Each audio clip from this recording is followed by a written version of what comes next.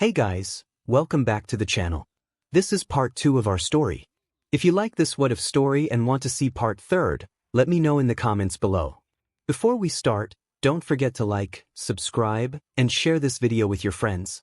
Also, check the description for more great content and my playlist. This story was posted by DZHReader on Wattpad. Now let's start. 𝐻𝐻𝐻 is currently spending time with Eri. Izuku is out shopping for groceries and isn't going to be back for another couple of hours.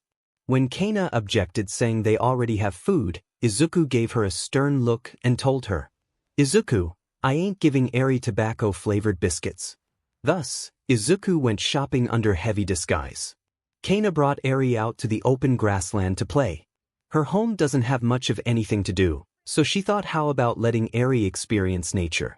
The grassland spreads far and wide, with every inch of it covered with fresh green grass which rustles in the wind.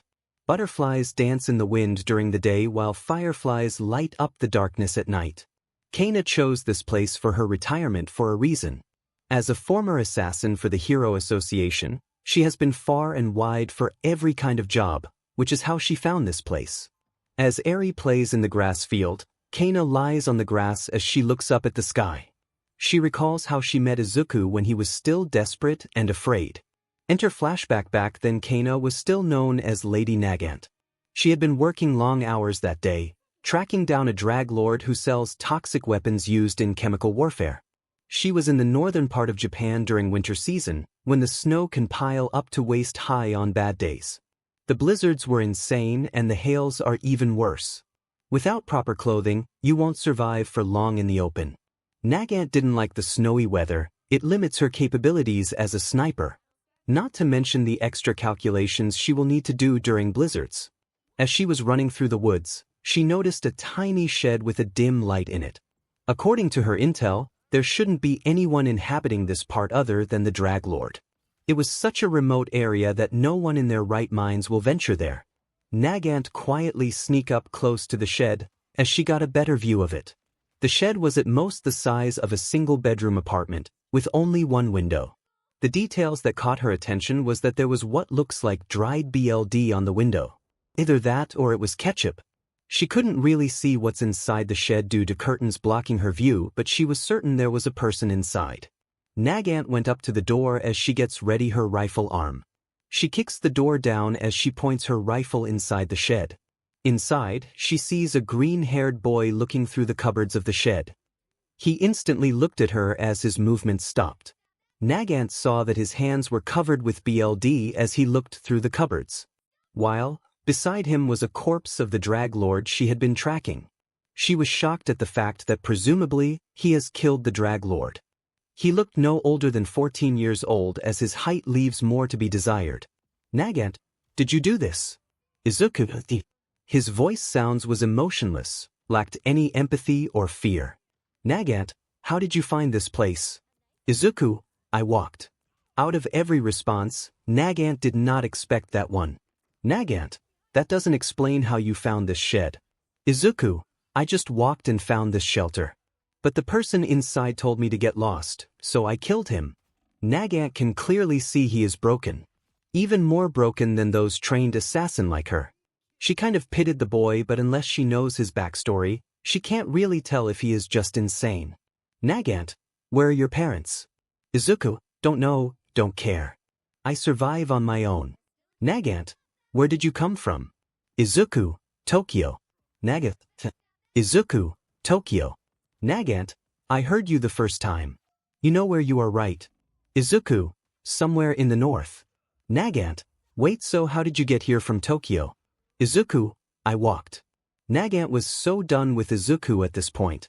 𝗫𝗫𝐻, kid, I don't know your backstory and I don't care. All I know is that I can't leave you here alone with no food or water. You can come with me, I'll provide you shelter. Izuku, alright, but answer one question first. 𝗫𝗫𝐻, what? Izuku, are you a hero?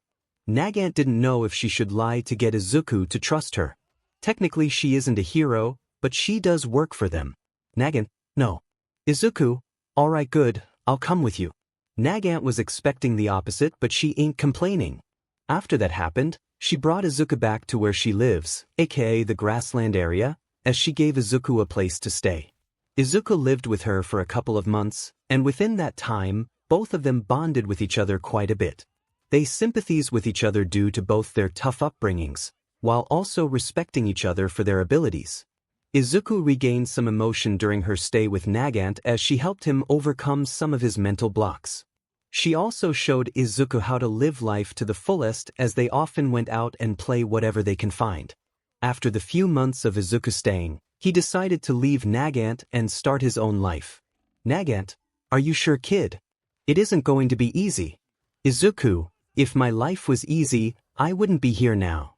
𝗫𝗏𝗏, Hayes, alright then, just so you know, if you ever found yourself between a rock and a hard place, you are welcome back. Izuku, thanks 𝗫𝗏𝗏. 𝗫𝗏𝗏, no problem, kid. Thus, Izuku left 𝗫𝗏𝗏 as he went back to Tokyo and became the BLD Tyrant. Shortly after Izuku became the BLD Tyrant, she retired from her line of work for two reasons. The first is that she has enough money to retire now. The second is that she really didn't want the Hero Association to send her to kill Izuku. Izuku will occasionally visit 𝗫𝗏𝗏, who is now just 𝗫𝗏, when he is free. 𝗫𝗏 is very appreciative that Izuku still comes and visit her since she feels lonely sometimes. During one of his visits, he brought Toga with him and introduced Toga as her girlfriend. 𝗫𝗏 is kind of like Izuku's mother figure, so Izuku is trying to seek approval from her. 𝗫𝗏 approves of Toga mostly due to her not giving two about who Izuku likes. 𝗫𝗏 and Toga actually has great synergy together due to both of them being very headstrong women. Other than that, she spent the rest of her free time resting in her home, far away from civilization. She doesn't need the Hero Association tracking her and bothering her more. Flashback ends. Eri, 𝗫𝗏. Look, a pink butterfly. 𝗫𝗏's thoughts got interrupted by Eri, who was holding a pink butterfly in her palms. 𝗫𝗏 stood up as she went beside Eri, looking at the little creature. Eri, so pretty. 𝗫𝗏, kids are so pure. Eri, can I keep it please? Eri used her deadliest technique, super cute puppy eyes on 𝗫𝗏. 𝗫𝗏 is strongly affected and can't reject Eri's request. 𝗫𝗏, alright, I will bring you a jar. 𝗫𝗏 walks back to the house as she smiles inside at another companion. Scene changed to Toga. Toga signed up for the prison fight. Nothing else needs to be said. Announcer, on the right, convicted for 10 cases or murder, 3 cases of RPE and 1 case of torture. It's the mighty Gorilla Fritz.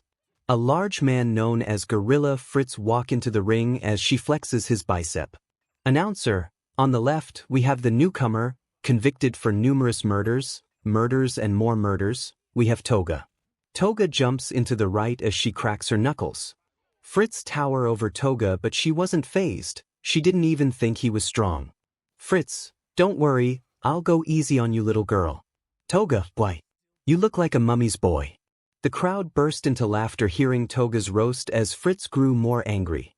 Fritz, I'm going to enjoy crushing you. Toga, good luck then, muscles for brains. Both of them step back a bit as the countdown begins. Announcer, 3, 2, 1, fight. Fritz rushes Toga with his huge body, trying to grab her with his huge hands. Toga evades as she kicks Fritz square in the face as he flinched. He grabs Toga's leg as he threw her onto the ground. He then slams his whole body weight onto her. Toga, however, stopped it with her hands as she pushed Fritz back. She axe kicked him in the shoulder, causing Fritz to fall onto the ground. Toga then triangle locked his neck, causing him to flail like a fish out of water. After a while, Fritz lost consciousness. Announcer, and the winner is Toga. Toga gets off stage as some people came to carry Fritz off. As she goes back to the crowd, she sees Citrus taking cookies from a person. Toga, did you bet also? Citrus, yes, so what? It's good income. Toga, I suppose. Give me my share also. Slime, nicely done, Toga, you did great. The slime appeared as he congratulated Toga. Toga, thanks, he wasn't tough honestly. I hope the next fight will be tougher. Citrus, whatever, just win so I get more cookies. Toga, alright. Scene changed to 𝗔𝗫𝗧𝗟𝗘. Who are you, sir? 𝗔𝗫𝗧𝗟 got an unexpected guest in his office this day. Who I am is not important, but what I know is, the man was wearing a long robe and mask, covering all of his features. The only thing visible is his shoes. 𝗎𝐻, what is it? All for one is back and he is coming for you. 𝗎𝐻 got shocked by this mysterious man's statement. Before 𝗎𝐻 can ask more, the man disappeared into thin air. He tried to reconfigure his thoughts as he wonders what just happened. Not only did he get past the security, but he also vanished into thin air. 𝗎𝐻 looks at the spot where he disappeared and found a sticky note. On it, it wrote 761/993/081. 𝗎𝐻 has no idea what it means, and he is the smartest chimera alive. He will need a bit of time to sort this out before telling this to Toshinori. But first and foremost, he needs to find out who on earth was that guy. Class 1A is currently at the training camp owned by the Wild Pussycats. Since 1B now lacks a homeroom teacher, 𝗎𝐻 decided to join the two classes together for the training camp. So basically they are now technically Class 1AB. Due to being short-staffed, only Aizawa and 𝗏𝗛𝗄𝐴 was able to tag along on the training camp, not like both of them wanted to. The new Big Three, however, had to train separately from the rest of Class 1AB, due to 𝗏𝗛𝗄𝐴's request. Needless to say, the rest of the class pitted them. GT? Alright, you will be having a battle royale today. You will be fighting alone in that field with each other until only one of you remain. Katsuki instantly got hyped up at the thought of some real combat. Izumi didn't think much of it due to her being really overpowered at this point. Hitoshi is just vibing. The rest of the class actually got to watch the fight since Aizawa wanted them to learn the power creep between them. Kaminari, $10 on Hitoshi. Ashido, 20 on Izumi. Kirishima, 5 on Bakugou. Ashido, you really don't have much confidence in him, huh? Kirishima, don't put it like that, I just don't want to bet too much. The three get into their respective part of the field as they stand in a triangle formation. Izumi stares Hitoshi down while Katsuki stare Izumi down. Hitoshi doesn't care. Begin. Katsuki first began by unleashing a large explosion AR Izumi. Izumi quickly dodges as she fires back with multiple floating rocks. Katsuki easily blasted each down as he is left arm to sniper mode. Katsuki jumps back as he aims his left arm at Izumi. Hitoshi took this chance to get behind Katsuki and kicks him from behind. Katsuki got caught off guard as he falls forward. Izumi picks up a nearby tree as she yeets the tree at Katsuki and Hitoshi. Hitoshi dodges successfully, but Katsuki catches the tree with his left arm as he uses it as a bat to whack Hitoshi. Hitoshi jumps on top of the tree as he runs towards Katsuki. Katsuki, hey, you fell for it. Katsuki chuckles as he spins the tree midair, making Hitoshi lose his balance. The full weight of the tree crushes Hitoshi as he struggles to get up. Izumi suddenly appears as she punches Katsuki square in the face, causing him to fall back. Katsuki retaliates by blasting Izumi in the arm, causing her to flinch. Izumi, using 1 for all 100%, punches Katsuki's metal arm as it immediately breaks off Katsuki. She then uses her telekinesis as she flies the arm back to Katsuki, hitting him in the head, knocking him out. Just as Izumi thought she won, Hitoshi came out of nowhere and punches her in the stomach. The punch is followed by a kick in the back and an uppercut in the jaw. This dazed Izumi as she barely was able to get onto her feet. Using 100% OFA, she sends a massive wind current at Hitoshi, blowing him back. Hitoshi gets sent back into some trees as he throws a rock he found at Izumi. Izumi stopped the rock with her telekinesis as she went in charging at Hitoshi. Hitoshi runs towards Izumi as he prepares his ultimate move. Just a split second before impact, Hitoshi sidesteps as he dodges Izumi's charge, sending her into some trees. As the dust settles, Izumi was found unconscious as she lay motionless on a tree bark.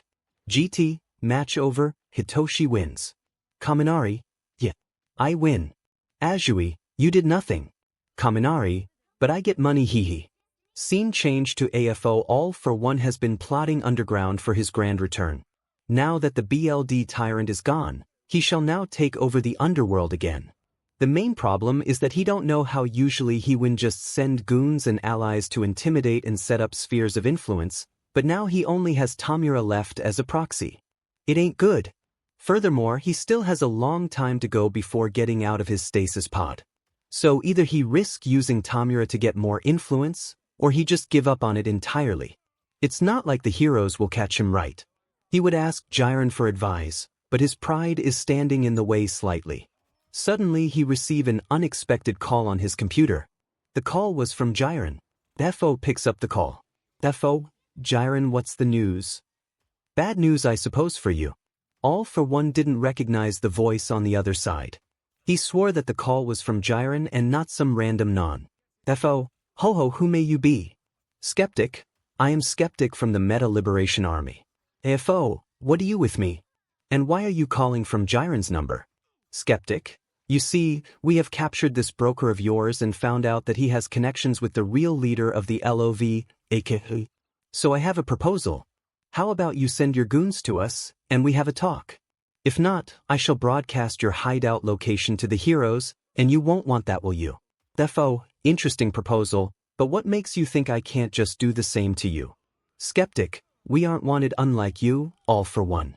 So your threat means nothing to us. Defo, TSK, this brat got wits. Very well, if it is just a talk, I don't mind having one. Skeptic, thank you very much. Meet us at Daika City tomorrow noon. With that, the call ends. All for One doesn't want to admit it, but he has gotten himself in a little bit of a pinch. He doesn't have any intel on this Meta Liberation Army, nor does he have the time to find out. He may be very well sending 𝗧𝗧𝗧𝗏 there to die. Considering he has very little resources, he needs to be careful about how he uses them. But in other news, the doctor finally completed the best high-end 𝗏𝗨 ever. Its base is made from the corpse of 𝗔𝗨𝗧𝗟𝗘 and 𝗧𝗏𝗧𝗏. Additional quirks include pain resistance, shock immunity, electricity, redirector, thermal fluctuation, and extrasensory. Its name is League of Villains Experiment, or LOV for short. Now that All for One thinks about it, he can just send the 𝗏𝗨 with 𝗧𝗧𝗧𝗏 to Daika, and hopefully keep him safe. It's not like he got any other options. FO sighs as he dials a number into his phone.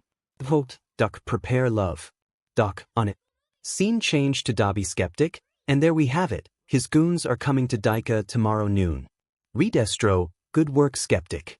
The rest of you lieutenants ready up. Tomorrow is going to be a big day. Dabi and the rest. Yes, sir. Dabi leaves with Trumpet as they walk out of the meeting room. Trumpet, so, ready for your first important mission. Dabi, I don't know, I'm quite tired as of late. Trumpet, insomnia. Dabi, yeah. Trumpet, can relate. Dabi, it's a beach. Trumpet, anywho, how about we get some good food tonight to prepare for tomorrow? Don't worry, tabs on me. Dabi, nice, what you craving for? Trumpet, sushi. Dabi, alright, let's go. Wait. Dabi and Trumpet got caught off guard by the sudden shouting behind them. They turn around to see a man rushing to them. Dabi, yo, cool down, what's the matter, 𝗏𝗏𝗏𝗏? Trumpet, PFE 𝗏𝗏𝗏𝗏𝗏, you still can't stop it with the puns, huh? Dabi, alright, what's the issue? 𝗏𝗏𝗏𝗏, Redestro wants to see you, Trumpet. Trumpet, alright then. See you later, Dabi. Dabi, see ya, meet at the same place later. Trumpet, gotcha. With that, both 𝗏𝗏𝗏𝗏𝗏 and Trumpet walked back to the meeting room. Dabi left the building as he walks to the nearest ramen shop. He gets greeted by the waiter as they salute him as Lieutenant Dabi. He walks over to the front counter as he orders a bowl of curry ramen from the chef. It has been slightly over a month since Izuku has last contacted him. Not that he is worried about Izuku, it's more if he has no idea what he is planning to do. And he wants to know what he's trying to do. He is also about to risk his life fighting for the MLA, which he did not plan to do at all. He wants to fight for the BLD Tyrant, not Hitler ripoff.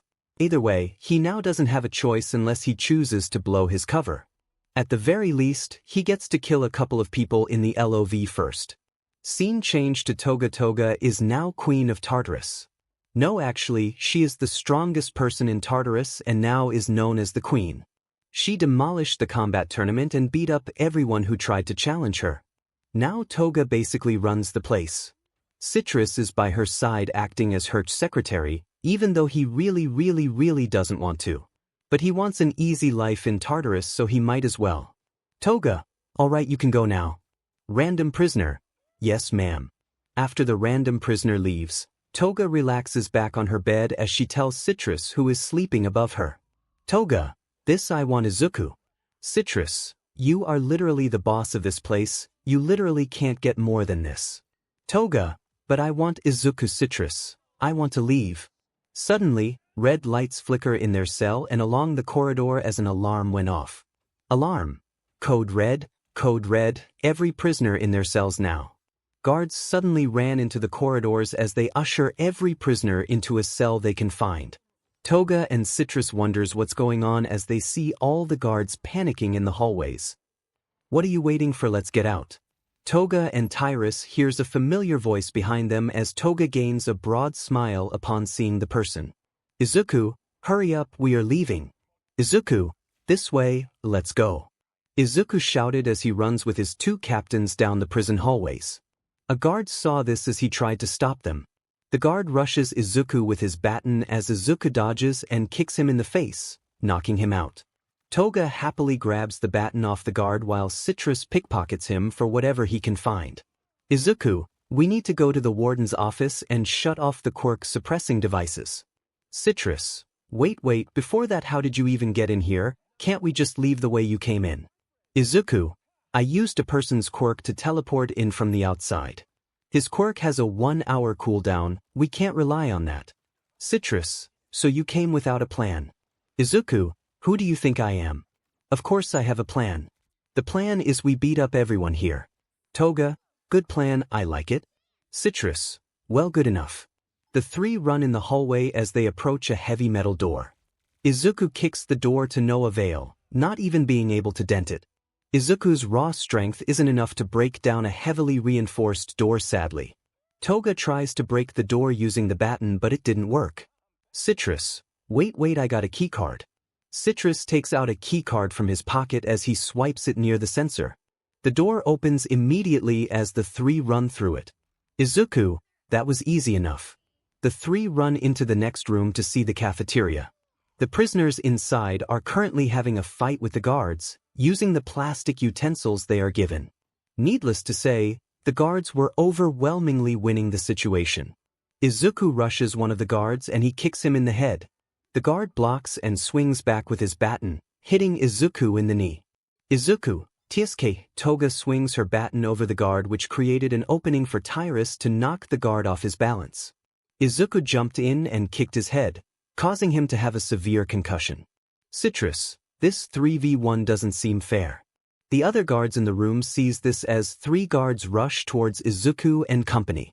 Izuku snatches a baton from the knocked out guard as he engages two of them in combat. Toga intervenes with the third guard as 𝐬𝐮 decides to rush for the door. Seeing as the guards aren't backing down anytime soon, 𝐬𝐮 decides to head towards the warden room as soon as possible. He dashed past some guards as he makes it into a hallway. He manages to avoid all contact with any guards as he quickly approaches the warden room. 𝐬𝐮 tried to kick the door down, but it didn't even make a dent. Suddenly, the door opens, revealing a tall figure on the other side.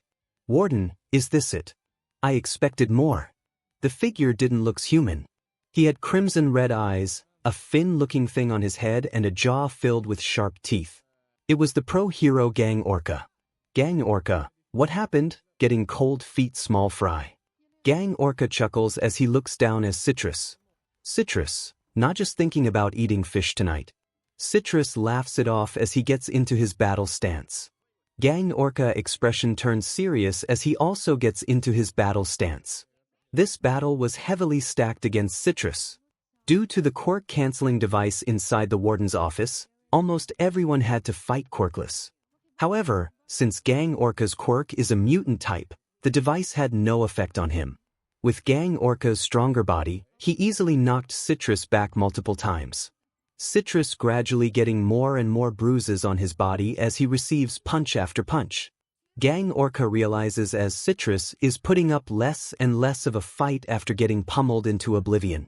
Not that he was surprised, he just wanted 𝐬𝐮 to entertain him after all. A sudden wave of sonic boom hits 𝐬𝐮 once again as he struggles to snap out of the daze. Gang Orca roundhouse kicks 𝐬𝐮 as he gets knocked onto the ground. Gang Orca, I was warned you were a captain of the BLD Tyrant, but it looks like your power level isn't high after all. 𝗓𝗏𝗧𝗟𝗘 then stomps onto the ground, with a snap sound following. Scene changed to Izuku. Izuku didn't make it in time. He had been careless. Toga holds onto his hand as the veins on Izuku's forehead can be seen visibly popping, trying to give Izuku some comfort. Citrus lay in front of him, motionless. It wasn't that he was dead, or rather he couldn't move. With both his hands bent out of shape, his legs snapped out of place and a fountain of BLD around him, he doesn't look good for sure. Anytime now, he could die from BLD lost. 𝗓𝗏𝗧𝗟𝗘. Oh look who showed up, the main star of the show. 𝗓𝗏𝗧𝗟𝗘 stands his ground against Izuku and Toga. Izuku couldn't believe that a hero would violate anyone this badly. It wasn't even funny. Izuku, so this is how you treat others, huh? 𝗓𝗏𝗧𝗟𝗘. He started it, so I ended it. Izuku, I am gonna make you cry, fish boy. Izuku takes a step forward in the direction of 𝗓𝗏𝗧𝗟𝗘. 𝗓𝗏𝗧𝗟𝗘 takes a step forward too, asserting his demps. Izuku, Toga, attack pattern serpent. Toga, got it. Izuku and Toga both rushes 𝗓𝗏𝗧𝗟𝗘, Izuku from the left and Toga from the right. Izuku takes the lead first by striking 𝗓𝗏𝗧𝗟𝗘 in his stomach. 𝗓𝗏𝗧𝗟𝗘 blocks the attack with his palm as he tries to throw a punch. However, Izuku immediately takes a few steps back before 𝗓𝗏𝗧𝗟𝗘 can even attack. Toga then comes in from the right, kicking 𝗓𝗏𝗧𝗟𝗘 in the leg. 𝗓𝗏𝗧𝗟𝗘 takes a step back, dodging it, but before he can react, a punch connected in his right stomach by Izuku. Izuku and Toga were playing off each other's attacks, unleashing a constant stream of attacks at 𝗓𝗏𝗧𝗟𝗘. However, 𝗓𝗏𝗧𝗟𝗘 quickly adapted to the attack pattern as he predicts the moves of Izuku and Toga. Unfortunately, this was also Izuku's plan. He knew that 𝗓𝗏𝗧𝗟𝗘 is versatile enough to adapt to his strategy, which is why Izuku, Toga, attack pattern tiger. Before 𝗓𝗏𝗧𝗟𝗘 can retaliate, they would change their attack pattern, forcing him to adapt to a new pattern. Izuku knew he didn't have the luxury of time, since reinforcements were definitely called. Thus, he needs to end this fast. Izuku, attack pattern spider. But it may not be easy. Scene change to Hawk's Nizu. There has been an attack at Tartarus. The guards said it is by the BLD Tyrant. Toshinori, damn it, for him to return this soon. Calling all available heroes, go defend Tartarus and capture the BLD Tyrant. Hawks, I'll go, I can reach there fast. Endeavor, same here. With that, Hawks and Endeavor flew off in the direction of Tartarus. Hawks was faster than Endeavor as he zooms at Mach 1 speed. Scene change to Izuku. Toga has fallen a while back. She couldn't keep up with her exhaustion hitting the limit. Izuku had grabbed her and put her together with Citrus, who also hasn't regained his conscious. 𝗓𝗏𝗧𝗟𝗘 is tough, there was no doubt. But he isn't tougher than the once great All Might. After a brutal stalemate, Izuku found an opening and knocked 𝗓𝗏𝗧𝗟𝗘 unconscious. He couldn't finish him off though, since he had other priorities. Izuku, which one is it? Izuku is struggling to find the 𝗧𝗏𝗧𝗟𝗘 to turn off the Quirk suppressor. You would think it will be a very obvious red button with a "Don't Push" label on it, like in the movies. However, there was none of that. After pressing most of the buttons that he can find, he felt his Quirk coming back to him. Izuku, that took too long. Bang bang bang, those sounds echoed through Izuku's ears. Gunshots, no doubt. Izuku is now on a time crunch. Sooner or later reinforcements will reach to him. Izuku looks at the barely breathing Citrus and Toga as he racks his brain for what to do. The warden office didn't have anything useful except for a keycard. Suddenly, red feathers came flying towards Izuku at lightning-fast speeds. One sharp one scratches his cheek as it makes a small cut. Izuku, are you serious? Hawks, BLD Tyrant. Nowhere to run. Nowhere to hide. Izuku, you know what, I didn't want to do this. Izuku sighs as he tears off his shirt, revealing a big metal machine with many wires coming out of it. Anyone with eyeballs can deduce what the device was. Izuku, do you want to explode? Hawks, a bomb, huh? So you plan to take us all with you? Izuku, nope. This ain't an ordinary bomb. It's what we like to call a location displacement explosive. It's a souvenir I got from when I crushed Overhaul. Izuku, from what I understand of it, this will teleport us anywhere on this planet. from the Mariana Trench to Mount Everest. You don't want to go there, right? Hawks blinked for a moment as he let out a laugh. Hawks, you think I care? Actually, you will be doing me a favor. I won't be dragged down by the F-Hero Commission anymore. Do you know how much I've suffered at their hands? You don't know the pain I've had since growing up, in a pure white room, with wires sticking out of me. So please, do me a favor and kill me. Izuku wasn't fazed the slightest by Hawk's rant. A deadpan expression remains on Izuku. Hawks, on the other hand, had the most crazed face he had ever made possible ever. He didn't try to hide his wave of emotions. Izuku, Hawks, so what is your answer, BLD Tyrant? Izuku, this. Izuku dashes and grabs both Toga and Citrus tightly, pressing the button on his chest. A blue light surrounds the three of them, Hawks and Gang Orca, as they start to disappear. Scene change to Dabi. Dabi shoots a jet of blue flames at the lizard crawling on the walls. The lizard dodges as it grabs its katana and rushes Dabi. One more swirl of blue flames was shot to stop the lizard's charge. As you can tell, the lizard isn't a normal lizard, it's a LOV member called Spinner. The LOV members had arrived around an hour ago. The battle begun when Trumpet had Daika's residence to attack Tamura. Needless to say, Tamura wasn't happy. Now Dabi is in charge of dealing with Spinner. Not that he doesn't want to kill him, more of it's troublesome.